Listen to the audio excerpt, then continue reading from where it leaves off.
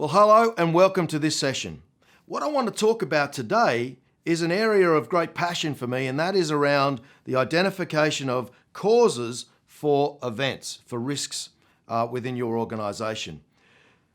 Now, I've talked on previous blogs about how we describe a risk properly, and we get it down to actually being an event. Now, I've also talked about the fact that 75 to 80% of cases, you cannot do anything about the consequence. If that event occurs, then you are going to see those consequences that you have assessed.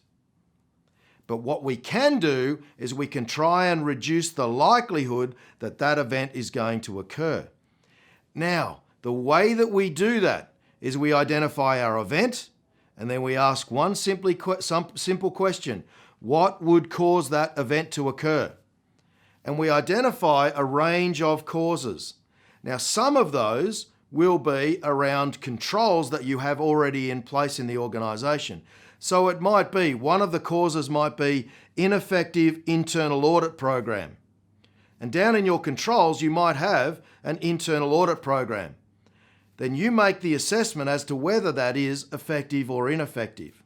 And of course, if it's ineffective, then part of our treatment or part of the way that we address that risk is to strengthen our control environment around it.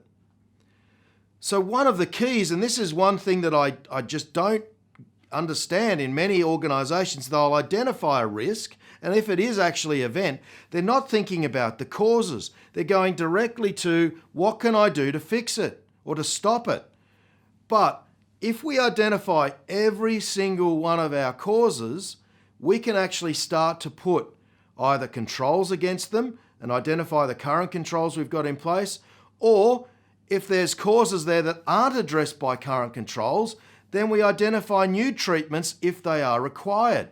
But it all comes down to the simple act or the simple process of identifying what could go wrong and what would cause it to go wrong.